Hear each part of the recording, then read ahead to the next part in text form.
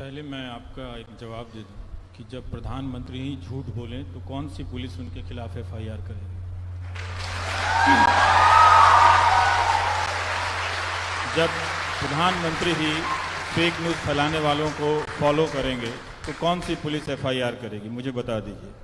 तो जब सरकार ही फेक न्यूज़ को या फेक तस्वीर को एक तरह से ऑथराइज करने लगे, मान्यता देने लगे, तो पुलिस उसके खिलाफ नहीं कार्रवाई कर सकती, क्योंकि हमारी पुलिस उस तरह से नहीं बनाई गई है। उसकी उसी मानसिक और उसकी जो भी है तैयारी नहीं है।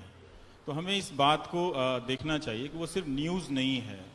जब आप एक बड़े से गैदरिंग में ये कह देते हैं कि भगत सिंह से मिलने कोई नहीं गया, तो वो एक झूठ है, और वो एक सामान्य झूठ नहीं है, वो बहुत सोच समझ के बोला गया एक झूठ है। और इस झूठ से मिलता जुलता बहुत सारे ऐसे झूठ हैं जो आपके अंदर एक नागरिक के भीतर एक बेस तैयार करते हैं। मैं कहता हूं कि क्या इस झूठ के बगैर आप प्रधानमंत्री को नहीं पसंद कर सकते हैं? बिल्कुल कर सकते हैं। इसके बगैर भी उन्हें आप देख सकते हैं, उन्हें गले लगा सकते हैं, पर मैं ये समझना चाहता हूं कि उन्हें इसकी क्यों जरूरत पड़ती है। ये भाजपा वाले कांग्रेस के खिलाफ फैला रहे हैं, कांग्रेस वाले भाजपा के खिलाफ फैला रहे हैं, और सच शायद ये हो कि बॉर्डर के उस पार बैठा कोई दूसरा व्यक्ति इसको एम्पलीफाई कर रहा है और हम आपस में लड़ते रह जाएं। ये भी एक सच है, पर इसका मतलब ये नहीं है कि भाजपा वाले नहीं। दूसरी बात, मैं आपसे असहमत हूं। मैं बता रहा हूं। आप कहते हैं कि भगत सिंह से कोई शायद बड़ा नेता मिलने नहीं गया। प्रधानमंत्री एक सेकंड, अरुंधति रॉय का एक इंटरव्यू आया, ठीक, वो किसी पाकिस्तान के रेडियो से चला था और पाकिस्तान के वेबसाइट से चला था, ऑल्ट न्यूज़ पे ये डॉक्यूमेंटेड है। फिर उसको उठा के भारत के खास वैचारिक समर्थकों के वेबसाइट ने उसको छापा, न्यूज़ बनाया, और उससे कई लोगों ने उसको ट्रेंड करके ट्वीट किया। तो इसके झांसे में कोई भी पढ़ सकता है। वो ज़रूर चुनौती है कि बाहर के देश के लोग हम सबको लड़ा सकते हैं उस ट्वीट को करके, पर ये इतना निर्दोष व्यवस्था नहीं है। मैं बार बार कह रहा हूँ, इस पिक्चर को मत भूलिए कि जिसका स्ट्रक्चर बहुत बड़ा है, जिसके पास ह्यूमन रिसोर्स बहुत बड़ा है।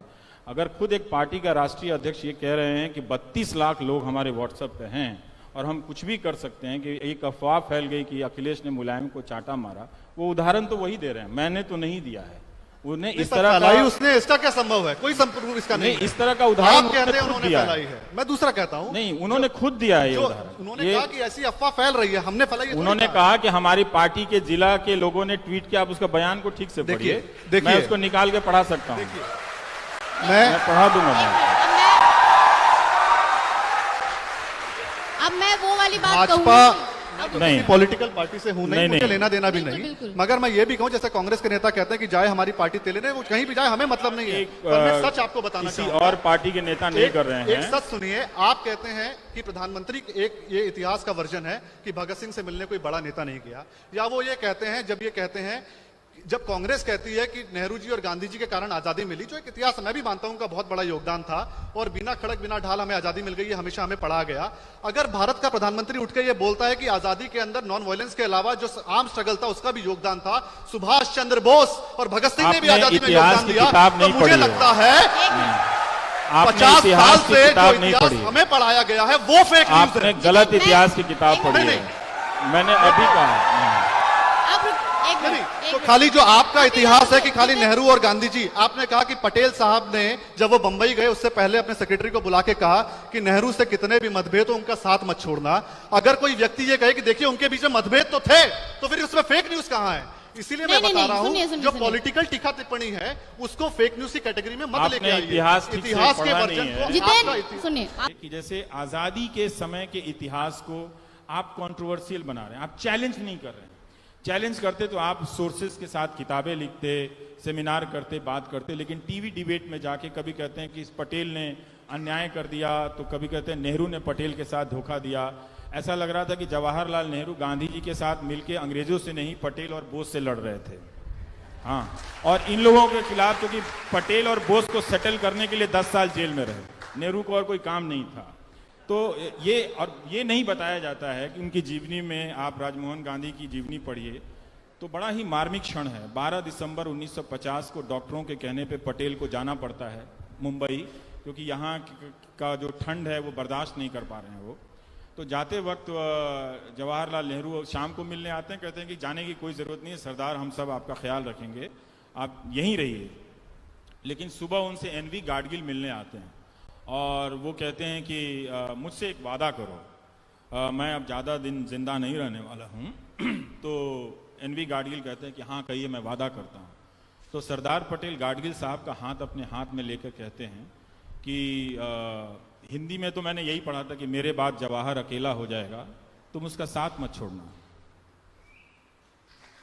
और जो अंग्रेजी में लिखा हुआ है कि उसमें ये लिखा है राजमोहन गांधी ने कि पंडित जी के साथ तुम्हारी जो भी डिफरेंसेस हों तुम उनको छोड़ना मत। तो जो आदमी जिसको हम इस तरह से बाइनरी में प्रेजेंट कर रहे हैं, अपने आखिरी दिन में 15 दिसंबर को उनका निधन हो जाता है और वो जा रहा है, तो हम फेक न्यूज को सिंबलाइज करते हैं। कैसे?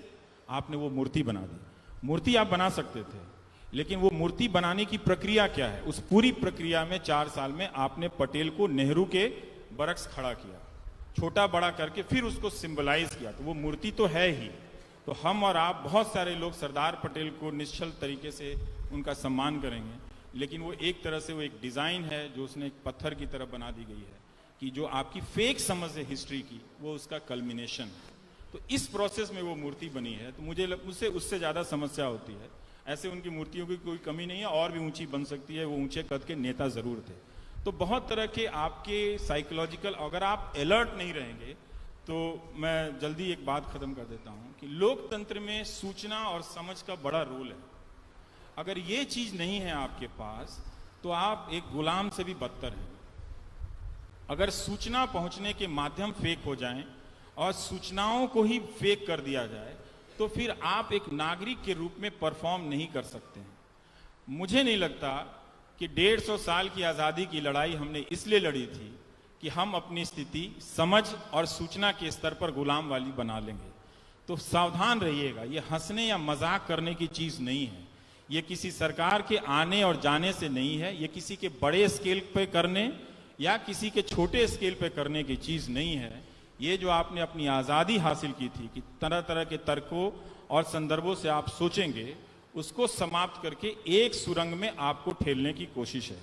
अगर आपको सुरंग में जाना इतना अच्छा लगता है तो आपको मुबारक। मुझे अच्छा नहीं लगता है, इसलिए मैं इतना जोखिम लेके आपको बता रहा हूं कि आने वाले दिन अच्छे नहीं हैं।